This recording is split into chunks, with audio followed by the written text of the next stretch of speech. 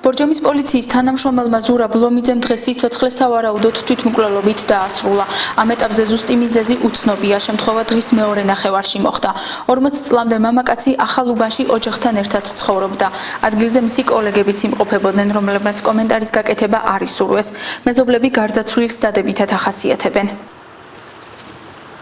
ძალიან კაი ბავშვი, ძალიან უბნის ერთგული გაბარჯობას ვერ მოასწრებდა ადამიანი და რა ვიცი რა მოხდა და როგორ არის ვერ გეტყვით. ოჯახის შვილი მართლა. ბევრი და უბანში და ყველგან ვიცი იცნობდა მეტად შენაირი შვილები მყავდეს ყველას. ძალიან დაგუწდა გული რა. მამისთვის გამოუთვია მანქანა, რომ სახლში უნდა გავიდეო და სახლში დახვდათ ეს სიტუაცია ეს აბა. ეს რა დროისთვის?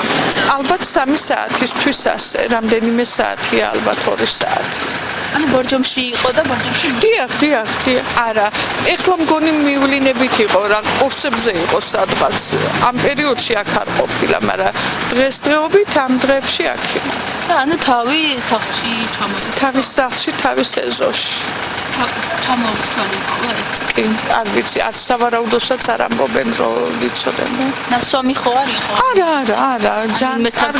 არა, კურსებზე იყო და ფორმაში იყო რა, არც სვამდა, არც რო ჩამოდიოდა შაბათი კვირას, ვნახულობდით ხოლმე. დანამდვილად ვერ გეტყვით რა მოხდა, იმიტომ რომ მეც შოკში ვარ ამ ამბისგან და ასე რომ მეტ კომენტარს პრინციპში ვერც გავაკეთებ. თუმცა მარტო იმას გეტყვით, რომ უკიდურესად მართლა მთელ სამეზობლოში ყველას ძალიან უყვარდა და ყველა ძალიან დიდ პატივს სცემდა. შინაგან საქმეთა სამინისტროს ინფორმაციით საქმეზე გამოძიება სისხლის სამართლის კოდექსის 115 მუხლით აღიძრა, რაც თვითმკვლელობამდე მიყვანას გულისხმობს. გარდაცვლილის მეუღლე და 2 შვილი დარჩა.